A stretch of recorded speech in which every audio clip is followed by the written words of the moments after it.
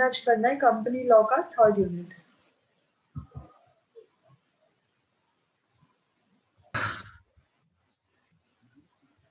सबको screen visible है? What is share capital? Okay, तो आप लोगों का जो यूनिट 3 का सिलेबस रहने वाला है that will be share capital and management. Share capital will be related to कि हमारे शेयर्स कौन कौन से होते हैं, कितने टाइप ऑफ शेयर्स होते हैं, आप अपने शेयर्स को इश्यू कैसे कर सकते हो, पूरा सर्टिफिकेशन प्रोसेस, हर एक चीज शेयर से रिलेटेड शेयर कैपिटल में आएगी। और जो आपका ये मैनेजमेंट पोर्शन है इसके अंदर आपकी कंपनी का जो बोर्ड ऑफ डायरेक्टर्स होते हैं और जो भी आपकी मैनेजमेंट होल्ड करते हैं, ठीक है, उन लोगों के बारे में इनको होगा।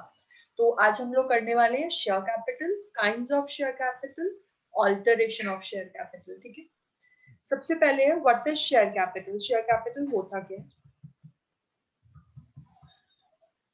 Share capital is the money a company raised by issuing common or preference stock। Basically जब एक कंपनी को पैसे रेज करने होते हैं, कहीं से फंड्स कलेक्ट करने होते हैं, तो सबसे पहले कंपनी क्या करती है, बैंक्स के पास जाती है। ठीक है, बैंक से लोन इश्यू करवाती है। बट अगर छोटा मोटा अमाउंट होगा तो वो बैंक से लोन लेके चल जाता है। बट जो कंपनीज होती है वो बहुत वाइड स्केल पे काम करती है और उन्हें जो फाइनेंस चाहिए होता है वो बहुत ज्यादा चाहिए होता है। तो वो कंपनीज क्या करती है, फॉर एग्जाम्पल एक कंपनी है उसे 20 लाख रुपीज से अपना एक बिजनेस स्टार्ट करना है। 18 लाख रुपीज कंपनी के पास है बट उसे 2 लाख रुपीज की और जरूरत है। तो कंपनी क्या करेगी, अपने 2 लाख रुपीज के शेयर्स पब्लिक में डिस्ट्रीब्यूट करेगी और फिर पब्लिक उन शेयर्स के बदले कंपनी को पैसा देगी। ठीक है, फॉर एग्जाम्पल मैंने कंपनी के 10,000 के शेयर्स खरीदे तो मेरे पास 10,000 रुपीज के शेयर सर्टिफिकेट्स होंगे और कंपनी के पास में पैसे भेजूंगी उन पूरे शेयर अमाउंट्स का। ठीक है, और जो शेयर्स होते हैं यहाँ पे जैसे लिखा है कॉमन और प्रेफरेंस शेयर, तो टाइप ऑफ शेयर्स जो है वो मेनली दो तरीके के होते हैं, equity share and preference share. ठीक है, इनको हम आगे अच्छे से डिस्कस करेंगे। बट बेसिकली शेयर कैपिटल वो अमाउंट होता है जो कंपनी पब्लिक से रेज करती है। ठीक है, जब पब्लिक से कंपनी पैसा लेती है तो शेयर्स के थ्रू लेती है और उसे हम बोलते हैं share capital. The amount of share capital और equity financing a company has change over a time with additional public offering. ये अमाउंट जो है वो टाइम टू टाइम चेंज हो सकता है। ठीक है, ये फिक्स नहीं रहता है। अब यहाँ पे आप लोगों को एक चार्ट दिख रहा होगा, इस चार्ट के अंदर सबसे ऊपर लिखा है ऑथराइज्ड शेयर कैपिटल। आपकी जो कंपनी होती है, जैसे कि मैंने कहा कि आपकी जब कंपनी का मेमोरेंडम ऑफ एसोसिएशन बनाया गया, एमओए को जब बनाया गया, तो कंपनी ने लिखा, हम एग्जांपल ले रहे हैं यहाँ पे, कंपनी ने लिखा कि हम जो शेयर्स हैं वो 10 लाख रुपीस तक के शेयर्स हम लोग मंगवा सकते हैं। ठीक है, तो जब एमओए के अंदर लिख दिया गया है कि जो शेयर कैपिटल है वो 10 लाख रुपीस तक की होगी, तो हमारी ऑथराइज शेयर कैपिटल जो है वो 10 लाख रहेगी। ठीक है, उसके बाद दो पार्ट्स होते हैं, इशूड एंड अनइशूड कैपिटल। अब 10 लाख रुपीस अमाउंट जो है वो लिखा गया है एमओए के अंदर कि आपकी जो कंपनी है वो 10 लाख रुपीस तक के शेयर मंगा सकती है। बट अब इसके अंदर फर्क होगा, कंपनी एक टाइम पे सारा पैसा इकट्ठा नहीं मंगाती है, कुछ अमाउंट पहले मंगा लेती है, कुछ अमाउंट बाद में मंगा लेती है। 10 लाख रुपीस की बात हो रही थी तो कंपनी ने क्या किया, 5 लाख रुपीस के शेयर्स इशू कर दिए। पहले 5 लाख इशू किया तो इशूड कैपिटल कितना होगा, 5 लाख, और बाकी का 15 लाख विल बी और अनइशूड कैपिटल। यहां तक समझ में आया सबको? यहां तक क्लियर हुआ सबको?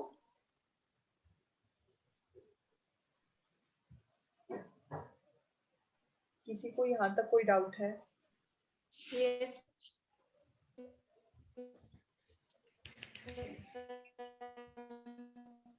ठीक है जी, नेक्स्ट इज इशूड कैपिटल जो है, जैसे कि हमने बात किया कि 5 लाख रुपीस के इशू कर दिए शेयर्स। अब इसके बाद है सब्सक्राइब कैपिटल। हमने 5 लाख के इशू किए हैं, जरूरी तो नहीं है कि पब्लिक 5 लाख रुपए का खरीद लेगी, हो सकता है कि पब्लिक सिर्फ 3 लाख रुपीस का परचेस करे। ठीक है, तो सब्सक्राइब कैपिटल कौन सी होगी, जितना पब्लिक ने खरीद लिए शेयर्स, ठीक है, वो हमारी सब्सक्राइब कैपिटल होगी। बाकी सारी की सारी जो हो जाएगी वो अनइशूड कैपिटल के साथ चली जाएगी। 5 लाख रुपए इशूड कैपिटल था, 3 लाख रुपए सब्सक्राइब किया पब्लिक ने, बाकी के 2 लाख वापस से अनइशूड के अंदर चले जाएंगे। अब सब्सक्राइब के भी आगे दो पार्ट हो जाते हैं, फुली पेड अप और not fully paid up. Fully paid up, जैसे कि मैंने जो सब्सक्राइब कैपिटल है वो 3 लाख का हुआ था, तो फुली पेड अप में वो आएंगे जिनका पूरा पैसा आ चुका है, जिनकी पेमेंट अभी पब्लिक ने नहीं करी है वो नॉट फुली पेड अप में आएंगे। ये चार्ट क्लियर हुआ सबको? चार्ट क्लियर हुआ सबको? जी मैम। ओके, अब टाइप ऑफ शेयर्स यहाँ पे 7 टाइप ऑफ कैपिटल है, ठीक है। शेयर कैपिटल 7 टाइप का होता है।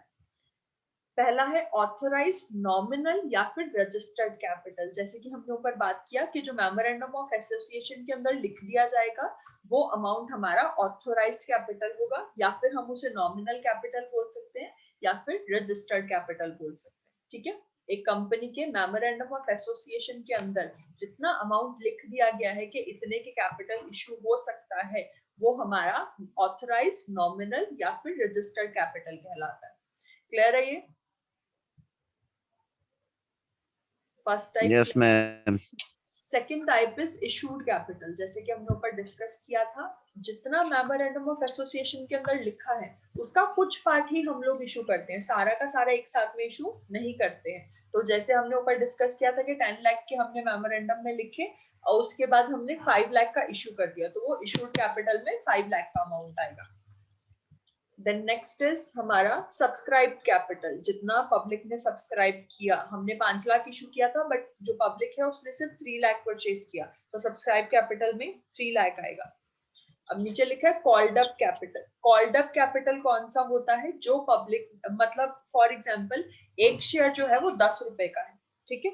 अब जो जैसे कि मैंने बताया कंपनी इकट्ठे पैसे नहीं मंगाती है, तो 10 रुपए में से कंपनी ने फर्स्ट टाइम पे, फर्स्ट कॉल पे 4 रुपए मंगा लिए, ठीक है, 4 रुपीज पर शेयर मंगा लिया, तो उस हिसाब से हमारी कॉल्ड अप कैपिटल कौन सी होगी? 4 रुपीज।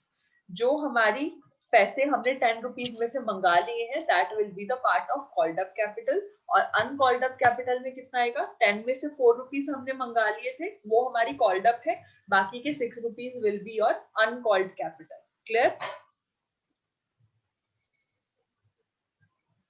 क्लियर है ये? Yes ma'am. ओके। अब यहाँ पे एक चीज है, आप लोगों को कैपिटल वर्ड का अगर बेसिक मतलब ना पता हो, कंपनी के अंदर कैपिटल वर्ड का मतलब वो अमाउंट होता है जिससे आपने अपना बिजनेस स्टार्ट किया हो, ठीक है। अगर आपसे कोई जनरल सेंस में पूछे तो ये चीज जरूर याद रखना, कंपनी की अगर बात हो रही है तो कैपिटल वो अमाउंट होगा जिससे आपने उस बिजनेस को स्टार्ट किया था, ठीक है। कॉल्ड अप कैपिटल हो गया, अनकॉल्ड अप कैपिटल हो गया। Next is paid up capital. अब कंपनी ने 4 रुपए मंगाए, पर जरूरी तो नहीं है कि सारे के सारे शेयर होल्डर्स 4 रुपए पे कर देंगे, हो सकता है कुछ लोग पे ना करें, तो वो कौन सा होगा? जो जो जितनी पब्लिक ने पे कर दी है that will be paid up capital, और बाकी का अनपेड अप कैपिटल, ठीक है। फिर है रिजर्व कैपिटल। रिजर्व कैपिटल थोड़ा एक इंपॉर्टेंट टॉपिक है, इसको अच्छे से डिस्कस करना है। कंपनी एक्ट 1956 के सेक्शन 99 में लिखा गया, ठीक है। सेक्शन 99 के अंदर रिजर्व कैपिटल के बारे में लिखा गया। Reserve capital is a part of uncalled capital of a company which can be called only the event of winding up। Reserve capital वो पार्ट होता है कंपनी के शेयर कैपिटल का जिससे आप सिर्फ तब मंगवा सकते हो पब्लिक से जब आपने कंपनी को वाइंड अप करना है, यानी बंद करना है, ठीक है। सेक्शन 99 इसके अंदर लिखा गया है, कंपनीज एक्ट 1956 सेक्शन 99 में लिखा है रिजर्व कैपिटल वो होगा जो अमाउंट जो कंपनी है सिर्फ वाइंडिंग अप के टाइम पे मंगाएगी, कंपनी बंद करने के वक्त पे मंगाएगी। रिजर्व कैपिटल क्लियर है सबको? रिजर्व कैपिटल क्लियर है?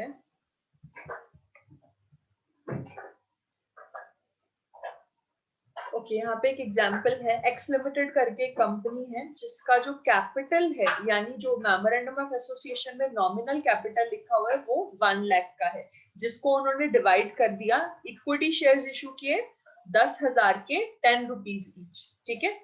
10,000 के इशू किए हैं इक्विटी शेयर्स, कितने रुपए each? 10 rupees each. It issued 8,000 for public subscription. ये 10,000 के शेयर्स में से 8,000 के शेयर को इशू किया गया, ठीक है। पब्लिक ने सब्सक्राइब कितने किए? 8,000। हमने इशू कितने किए थे? 10,000। 10,000 में से 10,000 में से 8,000 पब्लिक ने सब्सक्राइब कर लिए। अब क्या लिखा है? The public took up 7,000 shares ठीक है, पब्लिक ने 7,000 ले लिए। The term were ₹3 on application, 3 on allotment and balance on call. जब आप एप्लीकेशन भेजोगे शेयर्स के लिए तो कंपनी को 3 रुपए चाहिए, जब आपको कंपनी शेयर्स के सर्टिफिकेट देगी तो उन्हें 3 रुपए चाहिए, और बाकी का जो अमाउंट बचेगा इस 10 रुपए में से कितना बचा है, 4 रुपीज, उनको बाकी की कॉल्स पे मंगाया जाएगा। ठीक है, कंपनी कॉल्ड 8 रुपीज, कंपनी ने अब तक कितने रुपए मंगा लिए, 8 रुपए मंगा लिए। कंपनी के जो 1000 रुपए के शेयर है डिड नॉट पे the amount of due calls. ठीक है, बाकी सबने 8 रुपए दे दिए, सिर्फ एक 1000 शेयर्स के ऊपर हमें अमाउंट रिसीव नहीं हुआ है। अब ये आप लोगों का बहुत टेक्निकल चीज है, ये आपको समझ में नहीं आएगा, बट मैं आपको एक ओवरव्यू दे रही हूँ कि किस तरीके से कंपनी शेयर्स को इश्यू करती है। ठीक है, कैसे एप्लीकेशन पे पैसे मंगाते हैं, कैसे अलॉटमेंट पे मंगाते हैं, और फिर बाद में कॉल्स होती हैं। अब आपके सामने एक चीज है, ये this is called the balance sheet. Balance sheet के बारे में कितने लोगों ने सुना हुआ है? बैलेंस शीट नाम सुना है सबने? बैलेंस शीट के बारे में सुना है सबने? बैलेंस शीट एक कंपनी का फाइनेंशियल स्टेटमेंट होता है जिसे साल के एंड पे, फाइनेंशियल ईयर खत्म होने पे बैलेंस शीट को बनाया जाता है। ठीक है, और एक साइड होती है लाइबिलिटी साइड, दूसरी होती है एसेट साइड। अगर आपकी बैलेंस शीट का अमाउंट मैच कर जाता है तो आपके सारे अकाउंट सही हैं। अगर आपकी बैलेंस शीट का अमाउंट मैच नहीं कर रहा है, व्हिच मींस कि आपका जो अकाउंट्स हैं उनमें कुछ ना कुछ गड़बड़ है। ठीक है, आप लोग हमेशा सोचते होंगे ना कि कंपनीज को कैसे पता चलता है कि हमारे अकाउंट्स में गड़बड़ है? ऐसे पता चलता है आपकी बैलेंस शीट के थ्रू। यहाँ पे देखो, इस बैलेंस शीट में नीचे 54,000 एंड 54,000 दोनों साइड दिख रहे हैं। टोटल अमाउंट जो एट द एंड है दैट इज 54,000। दिख रहा है सबको? Yes ma'am. This is a proper balance sheet. ठीक है, अगर यहाँ पर इस साइड 54,000 होता और इस साइड 51,000 होता तो इसका मतलब ये है कि हमसे अकाउंट्स में कुछ गलती हुई है या फिर कुछ कंपनी में फ्रॉड हुआ है। ठीक है, अब यहाँ पर देखो, ये जो लाइबिलिटी साइड लिखा है, लाइबिलिटी साइड कौन सी चीजें लिखी जाती हैं?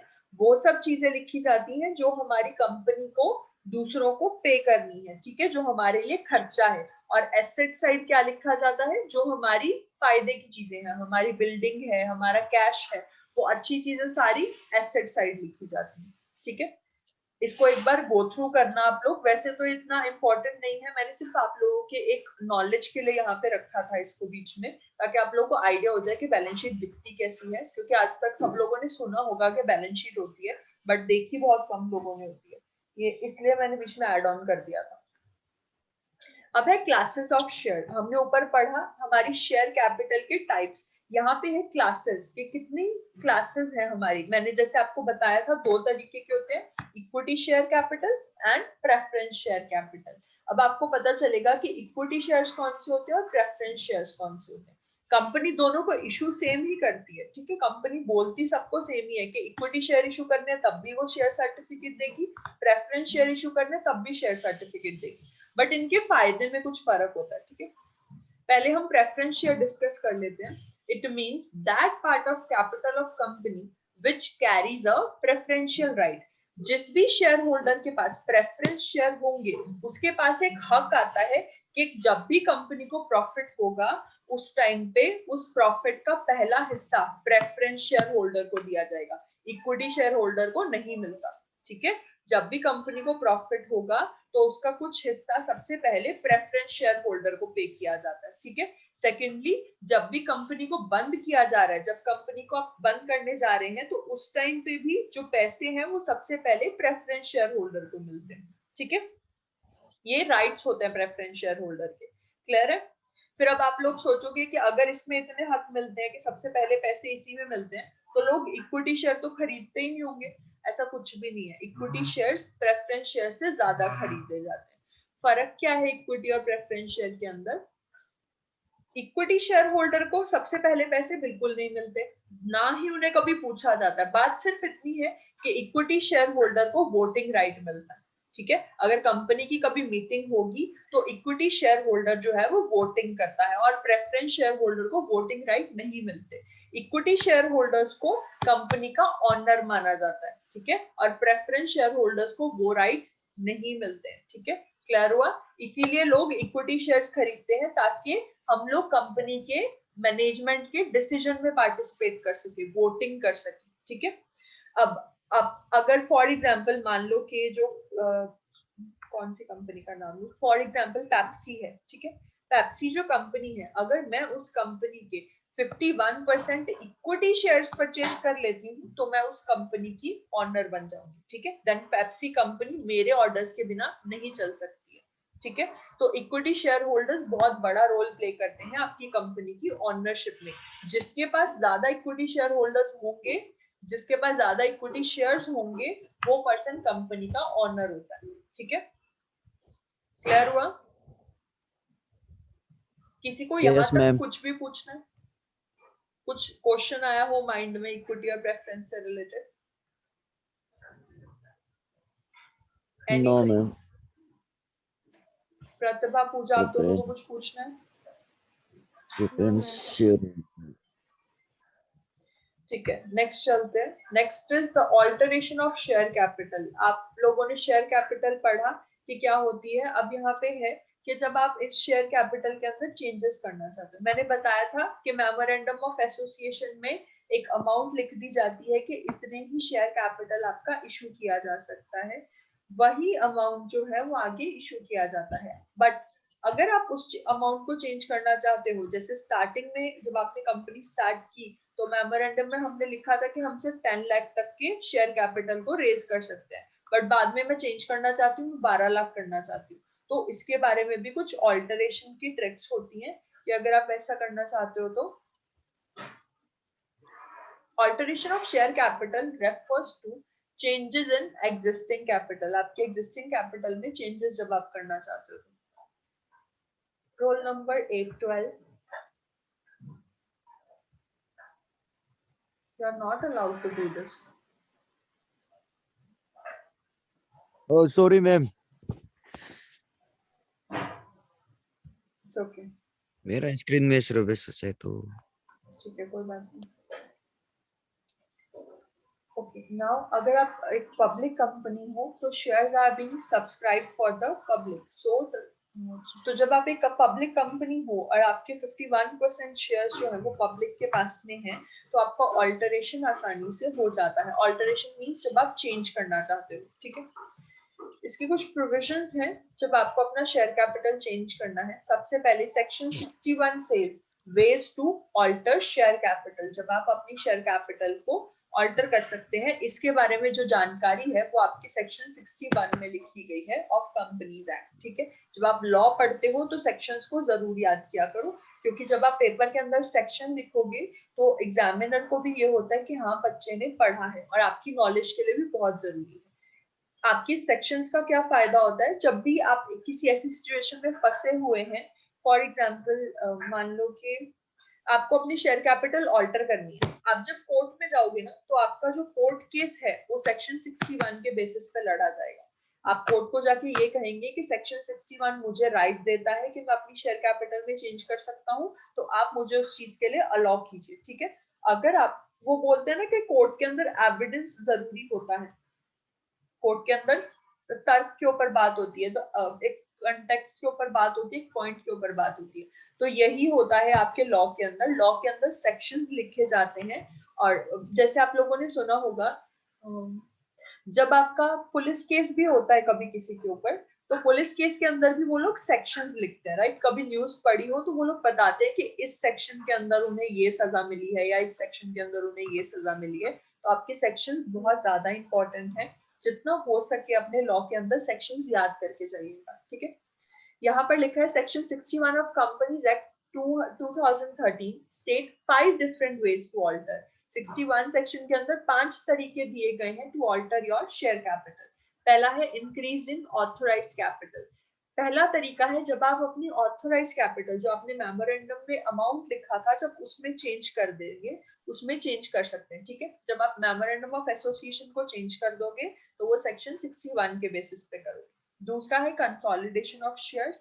कंसोलिडेशन मींस कि आपके जो टोटल शेयर हैं उनका अमाउंट आप पब्लिक से जल्दी मंगा लो, ठीक है। उससे क्या होता है, आपकी जो शेयर कैपिटल है वो ऑल्टर की जा सकती है। आपने यहाँ पर आपने सुना होगा कि अकाउंट्स में एंट्रीज होती है ना।